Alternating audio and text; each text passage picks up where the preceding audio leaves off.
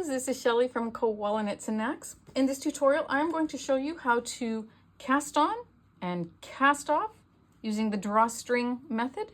This is the beginning and the end of our project. So both ends being a cinched end, or you could make one end flat if you needed one and the other drawstring closed. However, but I'm just going to show you the technique that I use to do a drawstring, cast on, and cast off, so you can easily tighten your end just like that.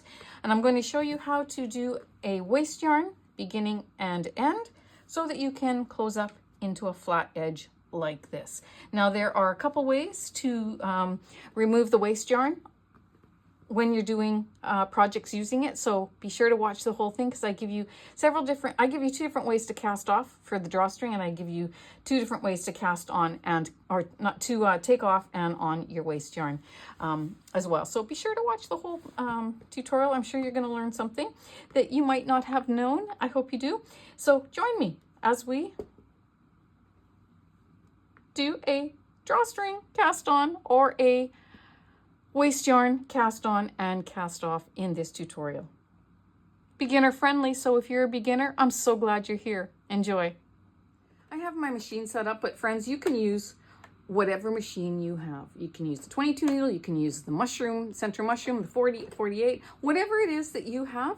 The techniques for drawstring cast on and also casting on with waste yarn are the same for all machines. So I'm going to start by showing you the drawstring cast on, which means that when you take your project off the machine, all you have to do is pull on the end and it tightens it and cinches it like what we use for a beanie. You don't need a straight edge, all right? This is a very simple cast on, but at the same time, it can be very hard for people, and I'll tell you why.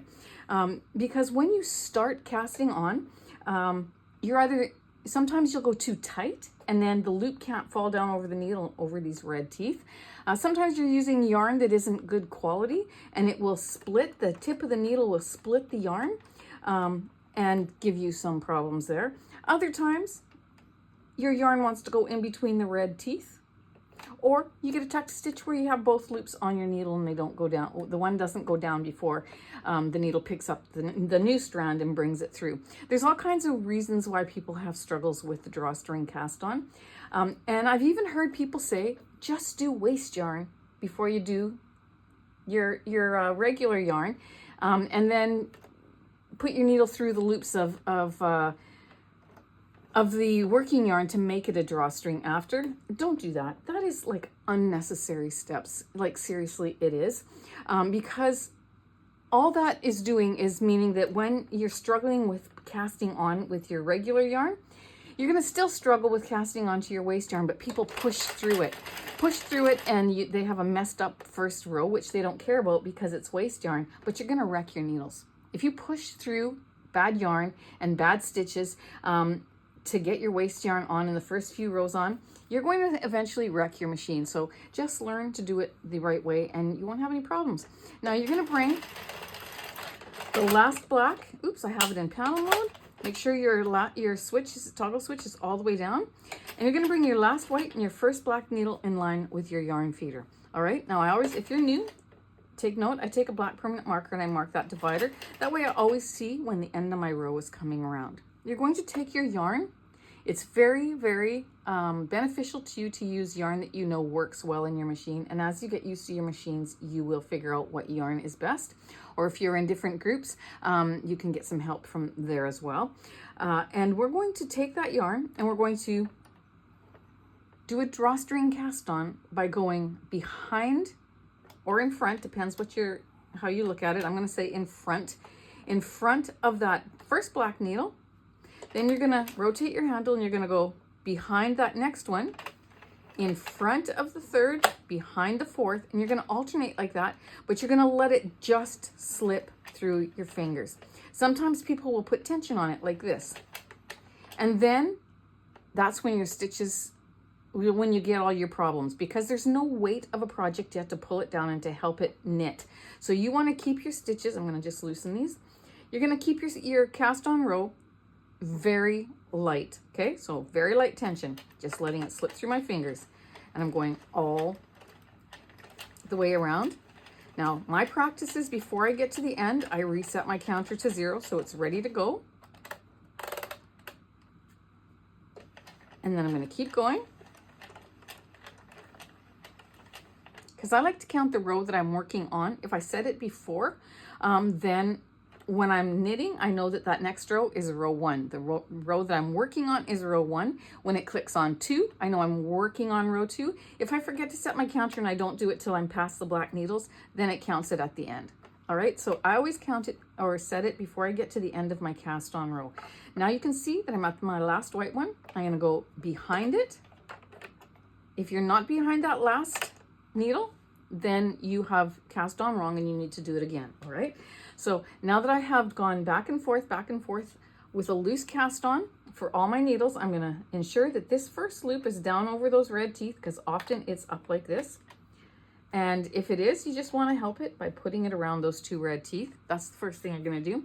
Then you're going to, I hold my yarn between my fingers like this because there's a very loose tension, but yet I can feel if there's a knot coming out of the skein, or if there's, you know, I'm at the end of it, or if there's problems of any sort. I hold it between my fingers with very little tension, actually just whatever my fingers provide.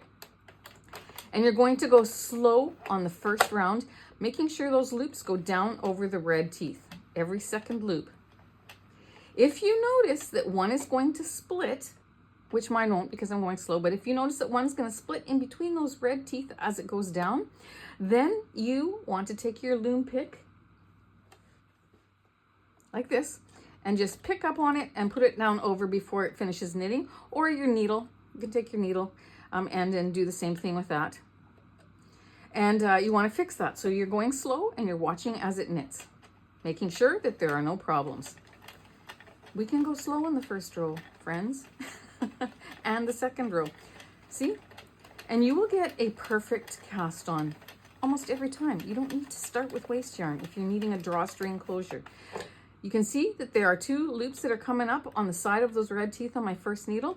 Prevent that, I just take my tail and I pull it down. It helps me not to get a ugly looking stitch at the beginning of my row. I'm going to continue going around. We clicked on row 2, and I'm going to go slow again, watching in here to make sure that those loops are going down over the red teeth like they're supposed to, making sure the needle picks up that yarn and doesn't skip over it. You get a slip stitch when it misses it, and sometimes based on the tension that you have, that little nook can miss the yarn and not pick it up, and then you get a slip stitch. And so we're going to, or a miss stitch. So you're watching all of that. And you learn the tension as you go that you need in order for that yarn to be underneath those loops or those hooks. Okay, now that I've got 2 rows done, I essentially can find the speed and the tension that my machine and my yarn like together. Okay, you just make sure that you don't step on the yarn tail and that your ball doesn't roll around. And we're going to keep knitting. That is how you do the drawstring cast on. And then you knit for as many rows as you need, and you change colors whenever you need, and that's a different video. And you can look for that jogless join video that I have on my channel. But I'm going to keep knitting for a few rows until I get a little bit of a length here, and then I'm going to do the drawstring cast off with you. Now I'm going to get a few rows here because I'm going to show you in the next video how you do some of the joining of panels. All right, so I know this yarn works great in my machine, and I know that this is the speed and the tension that it likes, so I'm going to continue like this. I'm having no problems whatsoever. This end here, when I pull on it, will cinch this closed because it's a drawstring closure. All right, I'm going to just make this longer and then I'll meet you right back.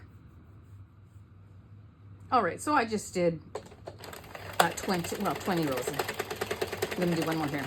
And you're going to watch for that black divider to come around when you get to the end of the row and stop your last white and your black needle right in front of the yarn feeder, and that black divider is lined up right there, and then you know you're at the end of your row. And it's getting ready to have the row counter click onto the next row, but we're not going to do that. So what you're going to do next is you're going to do the drawstring cast off, you're going to take your yarn tail and you're going to measure it around the length of circumference of your barrel at least 2 times. Once you do it enough, you don't have to actually measure, you just grab a long tail. You're gonna take it out of your feeder, make sure you close that latch, or when you're rotating your barrel, that needle's gonna hit this little thing here and either break the latch or the needle, one of the two. So always close it. Now you can notice that we have not finished knitting this one. The needle has it under the nook, but it has not knit it, and this one is not knit either. So we have to give that a good amount of tension until those two needles knit. Now we have completed that row and we are ready to do the drawstring cast off. Now there are two ways to do the drawstring cast off. You can do it on this side of the work, of the feeder here, or you can do it on this side. The most common one is this side, so that's what I'm going to show you first, and then I will show you the other way right after. All right, I'll make another piece and show you the other way. So what we're going to do is we are going to cast off on this first black needle. So you're going to turn your handle until it drops down, and then that needle, that loop is ready to pop off. You're going to pop your needle into there, pull it through. We're going to rotate our handle till the next needle drops down, and you can do more than one needle drop down at a time, but I'm going to show you that in a second. So if you're new, stick with me. And the next one, the reason why I do one at a time when you're new is because this next needle is holding that loop in place. It's not going to fall off and drop your row. If you're pulling up or you got too much tension, you will risk dropping this loop off in the row, unraveling, if this needle is not holding it. So now that we've got a little bit of give in here, I'm going to do this next one, hold it on the needle with my thumb, then this next one, and the next one, and even the next one. Pull through, put that in there. Now, if you're going to release several at a time like that, if I take this one off and I pull up, and I pull up too hard when I get to the end here, it's going to pop this one off the needle, and then the row will start dropping. So you have to be very, very careful. If you're gonna release them like that, either take them off, just like this, go right over close to that bump and go over, and close and over and pick them up. You'll learn your tension. Or pull out and pull sideways, not up, pull sideways and put your finger over that next one if you're not sure of your tension. So into there, put your finger over. If you're standing up on the side of your machine, I'll show you that actually. You can't see me standing, but it just makes the positioning easier. I will put my finger there, pick up the next one, put my finger there, pick up the next one, pick up the next one. Now, if you do drop a stitch, I have on my playlist, technique playlist, I have a tutorial showing you how you pick up that row. So don't unravel all your work and get scared and start all over again. It's very easy to fix. Okay, so finger over if you don't know the tension yet. And you're going to remove all of your stitches.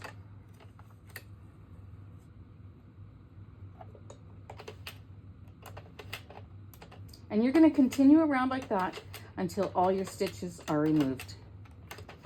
I like doing it this way actually the best, one at a time, capturing them onto the needle just like that till I have about, I don't know, 8 or 10 stitches, and then I pull them through. I'm at the last one, gonna take it off, and there we go. We have our piece. Let me just change locations here. We have our piece off the machine. This is our edge. Again, I'll just tell you, you stretch every piece that you take off the machine. It lines up your stitches and your rows, and you have to do that no matter how big or small your piece is. Here's the end. All we gotta do is pull it, smooth out the top, and you have your drawstring end, and then at the beginning here, it's the same thing. You pull on it, and you smooth out the top as you do so, and you've got your drawstring closure, just like that on both ends. All right, so that's how you do the drawstring cast on and cast off. I'm going to show you one other way to do the cast off, so let me prepare my machine and I'll be right back with you.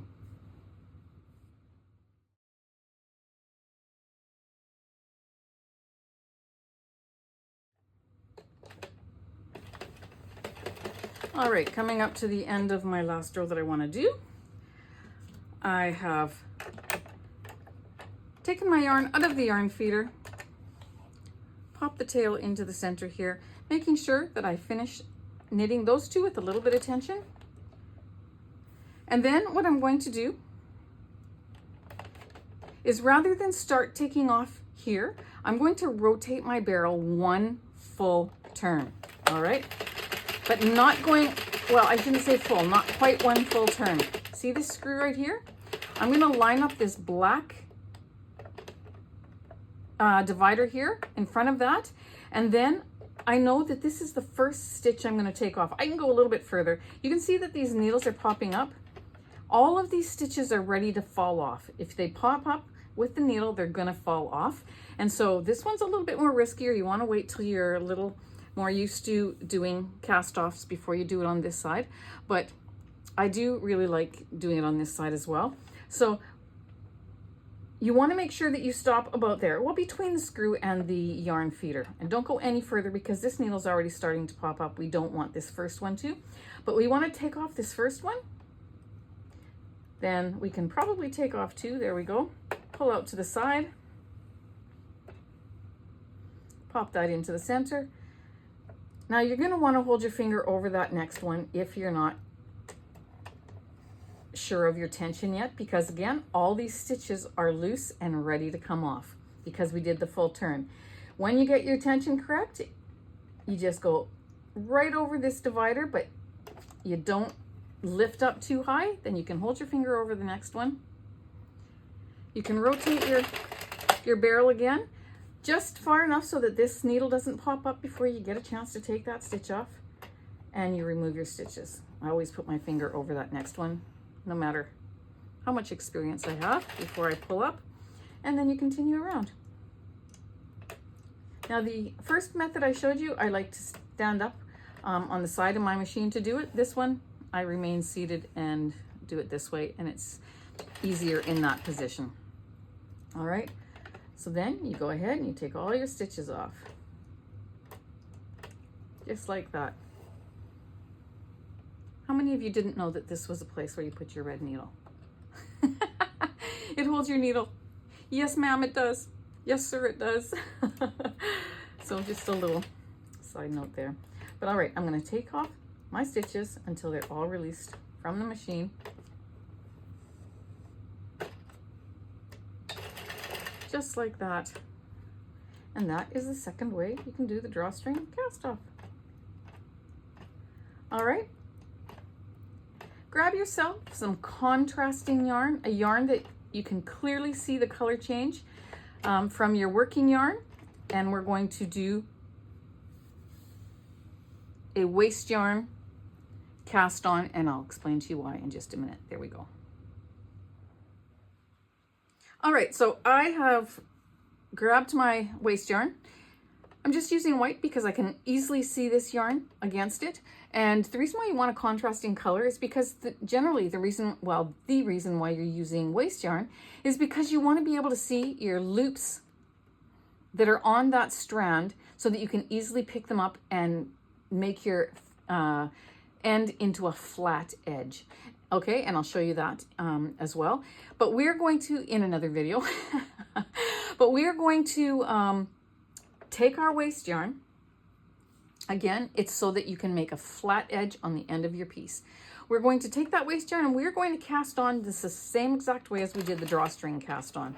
All right, so I don't need to go into detail with you on that. We're going to do the same exact way. And I'm going to show you two ways to add your waste yarn at the beginning of a project, and you can choose which way you like. And then I'm going to show you how to remove your waste yarn, because it's different. How you remove your waste yarn on one end is different from the other. All right, so I'm going to just add my waste yarn as I showed you. It's as like a drawstring cast on with the waste yarn. And I generally knit 7 rows. I just like to have a nice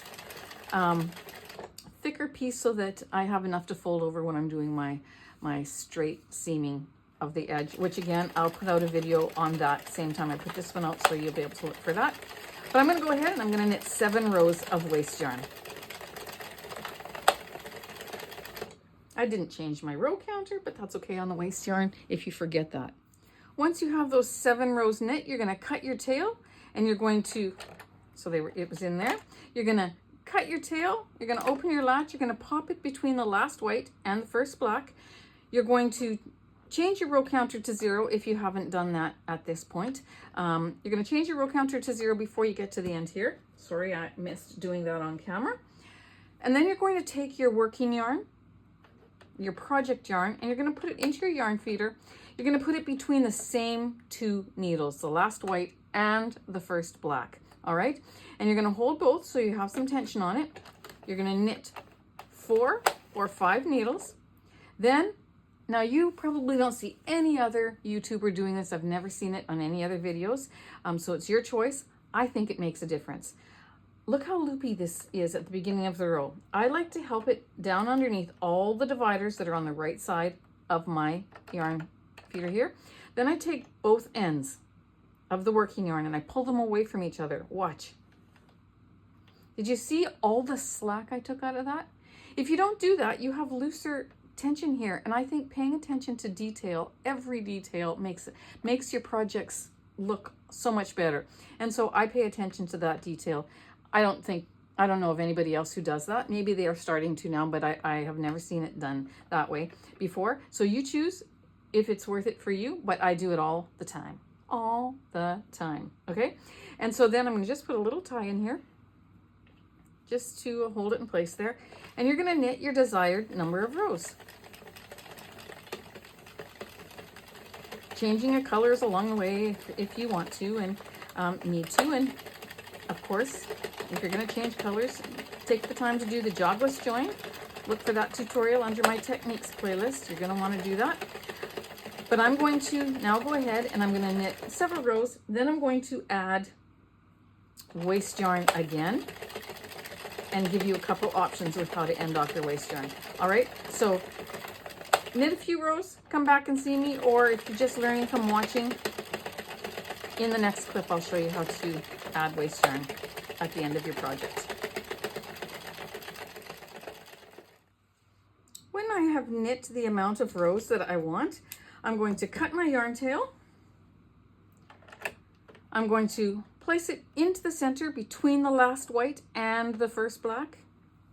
I'm going to grab my, I emphasize that because people have asked the question, why do I have a hole at the beginning of my work? And that's because you've either missed, you've put these in separate places, you've gone like this, or you started over here. You have to make sure both strands are in between the white and the black. This white, look at this, a brand new ball of premium, and look how that's coming apart. I'm going to just work through and cut off a piece. I've never seen that before. This is better. And we're going to add that yarn into the center. You don't need to fix tension on waste yarn because it's coming out. So I'm going to just add it. I always tie a little tie there just because you're going to untie it anyways, but just so your working yarn doesn't slip out. My practice is 7 rows. You can do less, you can do more, however you like. But I'm going to go ahead and I'm going to knit 7 rows. I got a bad ball of premium yarn. That is a first. I hope it's just the beginning. I can see that it's separating now here too, but we're going to work through it for this project, for this tutorial, and then I'll roll it up into a cake, and hopefully from the other end it's better. So I'm going to go ahead, finish knitting one more row after this one, watching for that black divider to come around, and there we go. Now friends, I'm going to tell you that if you cut this tail now, pretend it's cut and you put it in the center, then you rotate your barrel 2 times. And when you do, your whole project comes off, but all of these loops are loose and can start dropping. So if you're gonna close up your end right away, then I would do maybe a few more rows and you don't have to proceed with this next part that I'm gonna show you. But if you're gonna put this aside and it's gonna get jostled and you're not going to close it up right away. You're going to want to do this next step to hold these stitches so that it doesn't begin to unravel. All right. So the next step that you would do if you want to hold the stitches is you do a drawstring cast off, just like what I showed you in the first part of the video when we did our drawstring cast on and cast off. You would cut your tail 1.5 to 2 times the circumference, and you would take off every loop, and that yarn tail will hold those loops in place, and then you'll have to remove it later, which I will show you how to do in a second. I'm not going to do that for this particular demonstration. I am just going to show you the way that I mostly do it, unless I'm not going to get to the end right away. I cut that off, and then first time around the needles drop down, second time around the needles push your work off, just like that. All right, and so then again, you always stretch your work. Now this is the beginning, and then we've got this is the end. This, if I pull on this, it's going to start unraveling right away. So that's why if I'm going to close up my ends and I take it off my machine like this, then I close up this end first. All right, so that if I'm closing up this end, I'm not jostling this one and then it undoes. Again, those stitches are all live. They're what we call live. They're going to unravel because there's no cord going through them to hold them. So I just do 7 rows. You can do 10 or 12 if you need to do a little bit more to be careful. And then I go ahead and I close up my end first, and then I remove my waste yarn. And to remove the waste yarn on the end, after this is all closed up, all you do is you take this tail and you pull it. And it will unravel all the way to the beginning and come right off the end of your project. Of course, you do that after you close up your end, all right? And so then, which I'm going to take this apart anyways, because I'm going to do another video showing you how you close the end, but I'm going to go ahead. This is how you would just remove it, and it would just slip off, and you'd have a beautiful closed end with your working yarn. That's that edge. This end, and I will show you that again when I show you how to close the end just watch for that video. It's coming out the same time this one is. But then for the beginning of your project, you always have to remove that first row that is holding your stitches. See? That's holding the stitches, and if you would have done a drawstring cast off at the end of this piece, of end of your waste yarn, this is what it would have done. So those loops can't drop. So what you want to do is you want to find your edge. It's coming this way to my tail. I'm going to go roll up the edge until I get to the very top row. I'm going to pinch that stitch, and then to the right of it, I'm going to pull that tail out. If I don't pinch the stitch, it gets all knotted on this side. I'm going to go down about 8 or 10 stitches, find the very top row, pinch the stitch, and pull out. This is after I close the end, okay? I'm not showing you that in this tutorial. Then I'm going to go further down. I'm going to pinch the stitch and pull it out. I'll show it to you again in the tutorial where I show you how to close the ends. And you're going to pinch and pull. And you're going to pinch and pull. Once you get that very top row out, you can then just pull off your waste yarn and it will come off. And that end that you have closed with your crochet hook will be nice and straight and beautiful. You can roll that up as you pull it off, but it just simply slips out. Again, you do not take off your waste yarn until you have closed your edge, which again, this tutorial is not for that. I just wanted to show you how you cast on and cast off with waste yarn and without waste yarn. I'm going to do it one more time where I'm going to get my waste yarn put on the machine, and I'm going to show you a second step to make your removal easier for the beginning without having to pull out that line. All right, so see you in the very next clip. All right, the second way to do the waste yarn at the beginning of the project, because the beginning of the project, you have to pull out that tail, and you can do this at the end of the project as well, but you start with it rather than end with it. And I'll show you that again when I get to that point here. But you're going to do your desired amount of waste yarn rows. You're going to cut your tail, pop it into the center between the last white and the first black. Then you're going to take your waste yarn again. and you're going to put a new piece into there. I would make this new piece longer than this one so you know which one to pull at the end. All right, and you're going to pop that into there. You're going to hold both strands just so that there's tension on both. You're going to knit one row. One row, just like that. Then you're going to cut off a tail, cut it off longer than the initial one, again, so that you know which ones you're going to pull. Or you can find the two just like that, and even just give them a little bit of a knot that you can easily take out. So you know that's your last, the beginning and the end of your of that one row that you just did. Then you're going to pop your working yarn into your machine.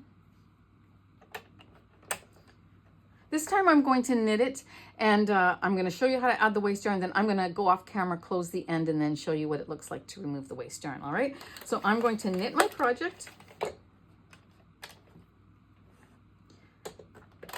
I had forgot to change that, but this is just, you would have changed it before. Sorry, this is just, it's not a real project, so I never thought to.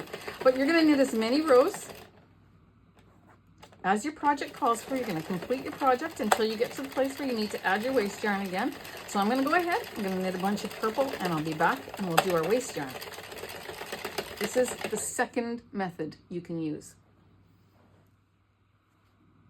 All right, so when you have your project complete, you're going to cut your yarn tail. You're going to pop it into the center. You're going to grab your waste yarn again. You're going to put that into the center. You're going to knit one row.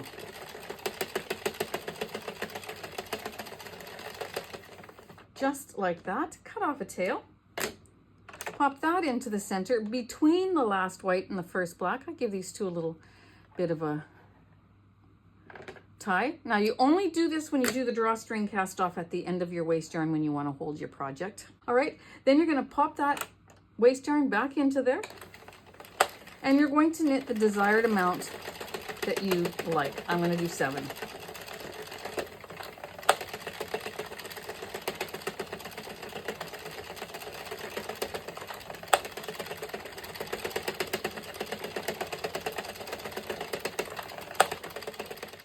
I have knit the 7 rounds. Now I don't want my waste yarn to start unraveling because I'm not going to get to the end right away. So to fix the end, so I'm going to cut off a tail. It's long enough to go around my barrel 1.5 to 2 times. Pop that into the center, grab my little needle here.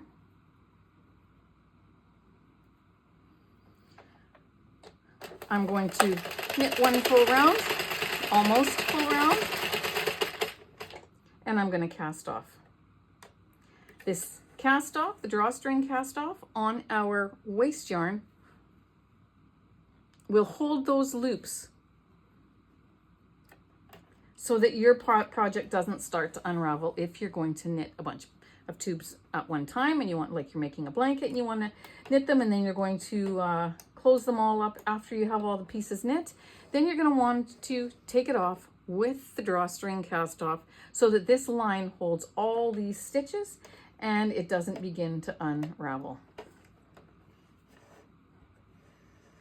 And these individual strands that we did on both ends, I'm going to show you that in just a second. I'm going to continue removing this project. Then I'm going to close up the end, which again, I'll show you how to do that in another video. But I'm going to close up the end so you can see what it's going to look like before I remove the waste yarn. And I'll be right back with you. All right, so we have our piece ready to remove the waste yarn because I've closed up my ends. That's the reason why we used waste yarn, so that we could easily see our stitches to close it up. And again, that will be in a tutorial that I post at the same time as this one. And I've got that end done too. Now, for me, I'm going to be totally honest with you, as I always am. I don't use this waste yarn method where you add one single row, because I think by the time I cut my yarn, I add the new one, I tie that off, I close my thing up, I pull this out, and then I have to this whole thing comes off and I have to wind it. I honestly, for me, I wish that I should time it sometime. I wish we could have a race. I wish there were 2 of us and we could have a race doing it. I'm convinced that not using this single line and I just take out that one top row and wind it up as I take it off, that I'm way faster doing it that way. So I don't do it this way very often. So just so you know, but there we go. I'm going to untie that. But this is, you know, this is what you do. You take that, once you have it closed, and you take one of those ends and you pull it really hard. And you try not to get it knotted. And you pull, and it comes out, and then this slips off like magic. There you go. So it's like, it's a cool way to do it. But now I'm gonna undo this, and I'm going to roll it up if I want to use it again. If you don't want to use it again, this is definitely a faster way. But I'm going to unravel this now and roll it up into a ball so that I can use it again. And yes, it's, you know, it's all just preference. I don't like it this way. I just like the old-fashioned way. And you pull that out, take this. But I'm showing you because I want to give you the option. Tell me in the comments which way you like better. I mean, seriously, to pull this out, it's not hard. This slides off, and that is the fastest way to remove it if you don't want to use this again. All right, but now I'm gonna, again, take it and I'm going to unwind it and roll it up. Or if you just want to be fast and you want to remove a bunch of these at one time and get your pieces done, then go ahead and do it that way. I see beauty and benefit to both ways. So you choose which one you like and let me know in the comments. I'm interested. Take a poll. We'll see what the census is. All right, so there you go. That's why we use waste yarn on our projects, so that we can get a flat edge, and those are the ways in which you can add it and remove it. There we go, friends. We have our piece where we've done drawstring cast on and cast off. And I've shown you how to do waste yarn on both ends with a couple different ways to remove it. And there you go. I hope you've enjoyed this project. Be sure to continue watching as I do other technique tutorials. I'm going to show you how to do the braided join, and I'm going to show you how to do the mattress stitch and the braided join up the side as well. So that's going to be in a tutorial that I post at the same time as this one, so be watching for it. All right, friends, thanks for joining me. I hope you have a wonderful day. Take care, be blessed. See you soon.